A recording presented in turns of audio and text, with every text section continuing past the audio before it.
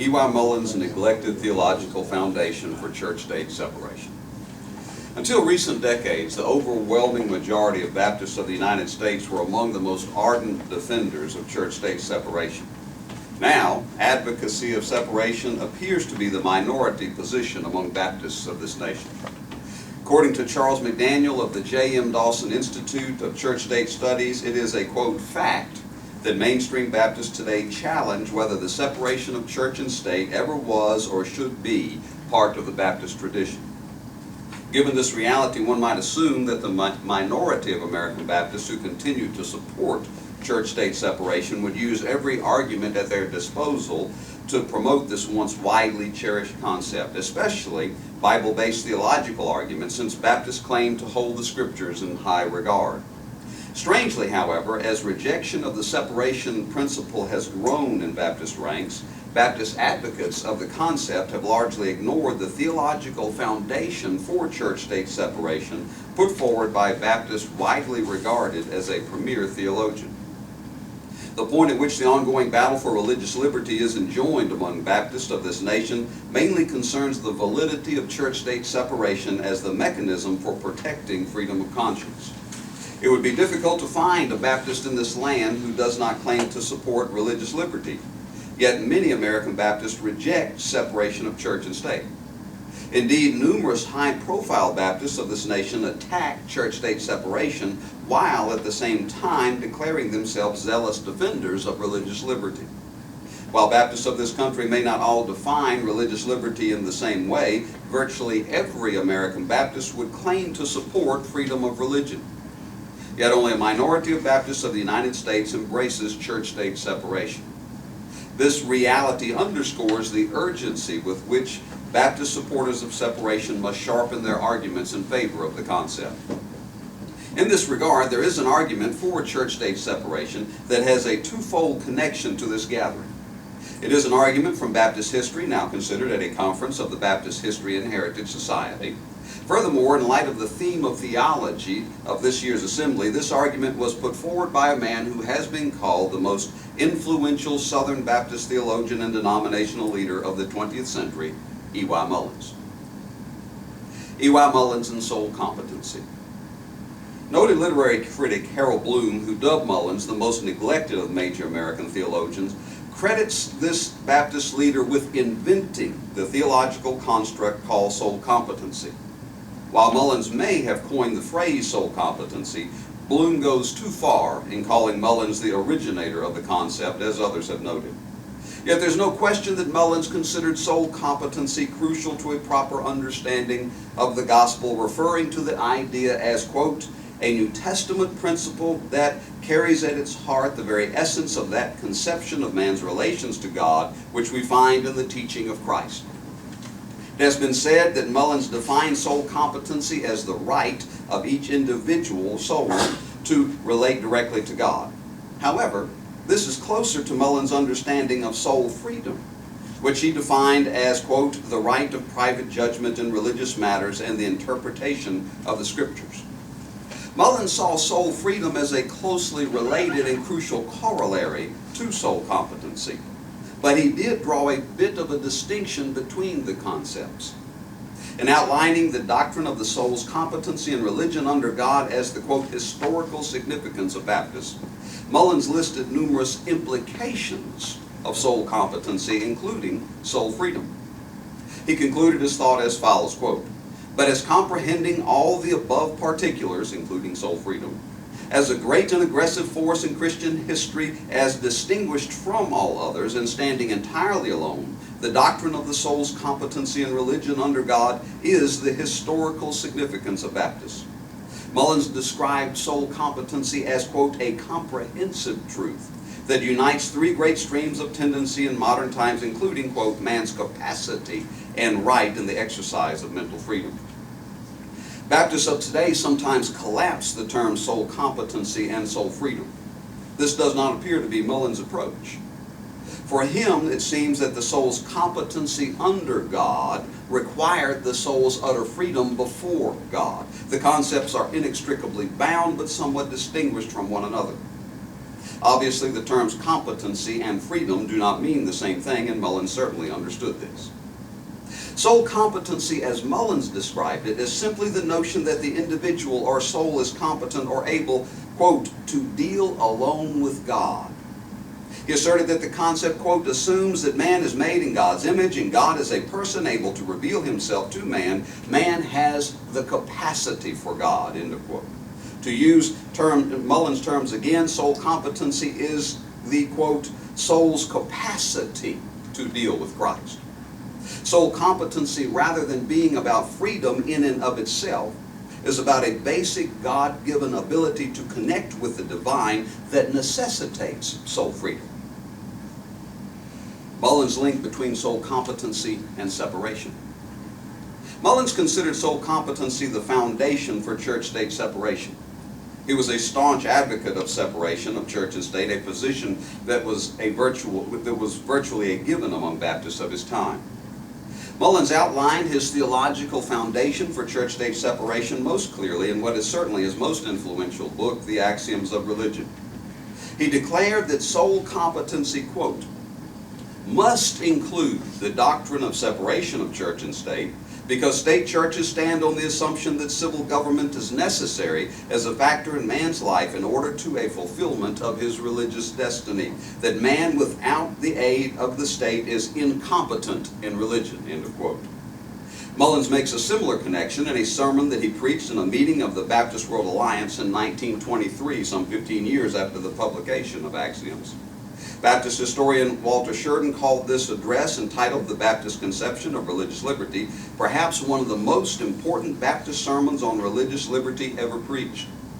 In this sermon, Mullins used neither the phrase soul competency nor the phrase separation of church and state, yet both concepts are implied and linked. Quote, religious liberty excludes centralized ecclesiastical government. Human beings redeemed by Christ, regenerated by His Spirit, born of divine power and grace, are capable of dealing directly with God, end of quote. While the above lines from Mullins' 1923 sermon strongly imply that soul competency forms the theological ground for church-state separation, the statement from Axioms is explicit. Soul competency requires the separation of church and state because a union of church and state demands the conclusion that government involvement in religious matters is necessary for humans to achieve their religious destiny, meaning the soul is incompetent to deal with God without aid of the state. Through this bold assertion, Mullins established soul competency as the theological foundation for church-state separation. Reading Mullins' lines on this point in isolation could lead to the conclusion that he defined separation only in terms of the prohibition of official state churches. However, a thorough reading of Axioms reveals that Mullins' conception of church-state separation went much further than simply disallowing centralized church government.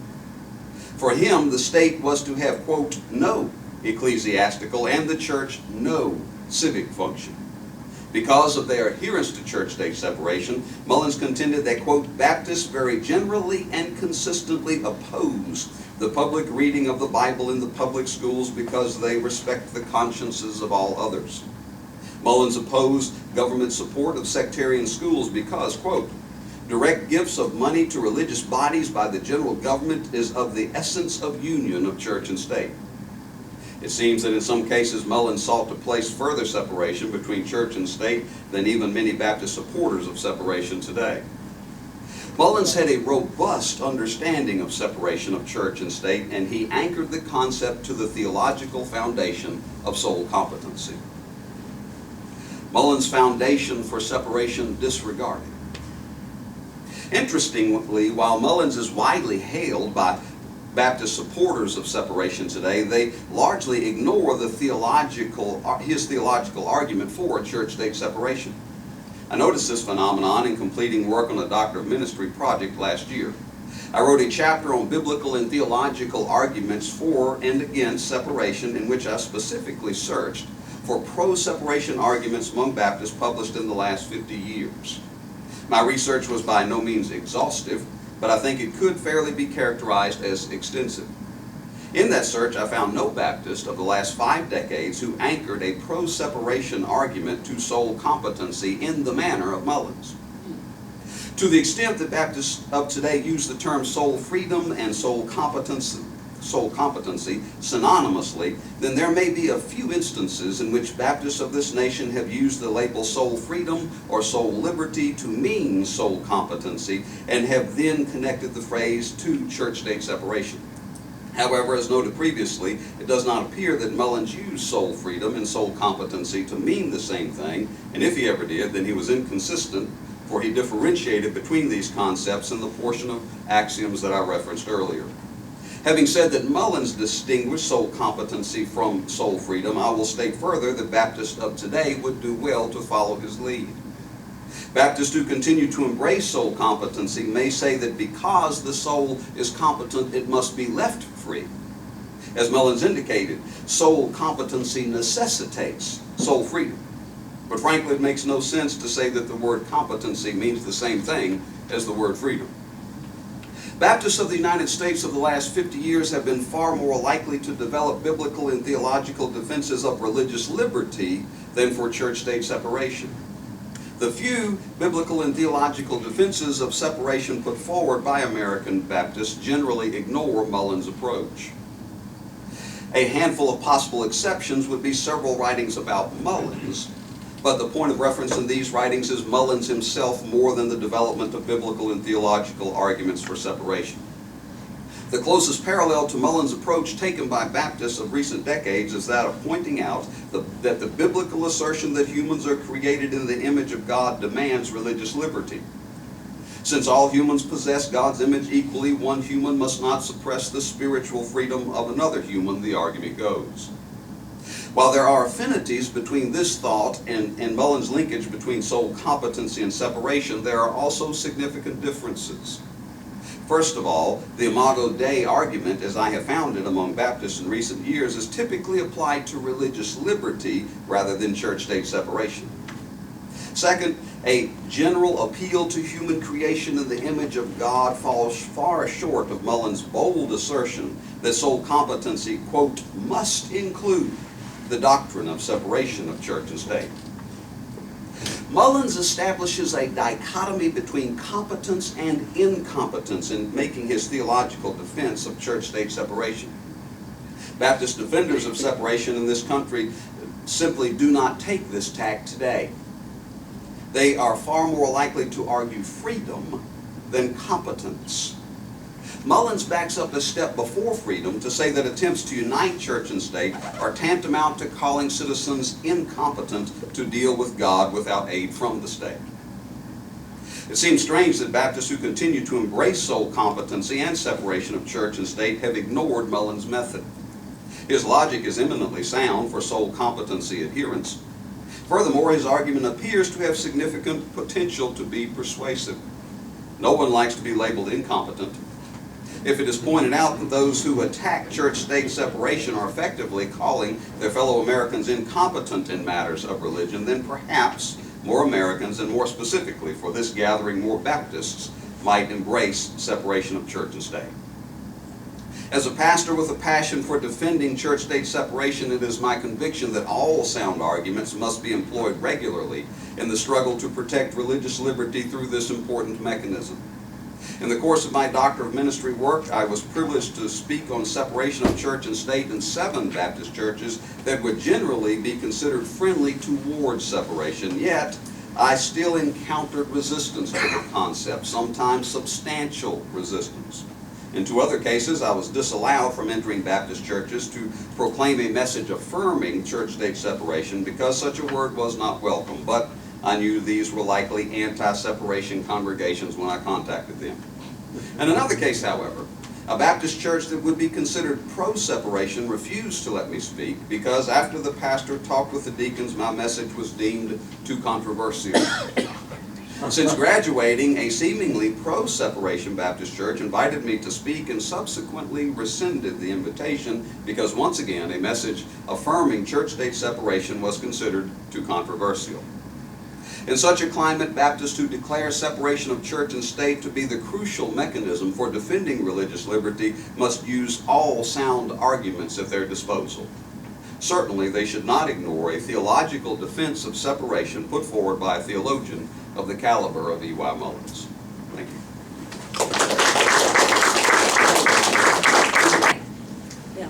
David, I have a couple of questions for you just to think about. You don't need to go into it today necessarily, but thank you for a really good paper. I had three thoughts out of your question, out of your very good paper. One is, do you think there's a relationship between the early Baptist discussion of conscience and soul competency? John Smythe, as early Lumpkin says in that confession Smythe wrote as he leaves the Baptist for the Anabaptist, is the first clear statement of religious liberty maybe ever. It's a wonderful little passage in that 1612 confession. So I wonder if there's a line between what the early Baptists called, so Mullins doesn't really make up an idea that wasn't there, but this idea of conscience is how the Baptists talk about that. That'd be one question. Another is, can Baptists post-Mullins, post-New Deal, or whenever this became a part, can we continue to use the term separation of church and state when such a large number of Baptist ministers receive tax credit from the state that other workers in nonprofits don't get because they're not ordained? It seems to me that is a conscience issue. I think you can talk about religious. That may be one reason why some of us don't write about religious liberty, about separation of church and state, but write about religious liberty and religious freedom, because we can't be self-righteous about a separation of church and state when we get the government's tax credit. That's the second. And no, I think it's one thing to own it up and talk about religious liberty, but we got to own that. It seems to me. And my university doesn't let me take that, so I can be self-righteous. and then it seems to me a larger question: can Baptists, particularly in the South, continue to appreciate either religious liberty or separation of church and state in a society where they have lost cultural privilege? It seems to me it was very easy for Baptists in Mullins' era to talk about any of those terms because they still had indirect establishment. They were a de facto establishment. So it's one of the reasons I think you got canceled is because it's very hard for Baptists, as they lose cultural privilege, to want to talk about separation of church and state that they often see now as minimizing their identity in the culture. Those are the three questions. Make a run at it. Well, really all of those except the second one, which I prefer not to talk about the second one. I thought not. Go a bit beyond the scope of my paper. I mean, in the few minutes I had, I couldn't go back to Mullins' roots, but I would agree in what you said about early Baptists in conscience. Very definitely having, I think that Mullins' phrase kind of goes along in that same tradition, very much so. And you're right. I think that many Baptist pastors, including myself, are maybe hypocritical in the fact that we still are self-righteous about church-state separation, and that we still do that housing allowance thing and that sort of thing also. But you do have a fair point in that regard. But nonetheless, I'm going to preach it anyway. I'm content to be hypocritical, I suppose, as long as those rules are I didn't say hypocritical. I just. Just stirring the pot.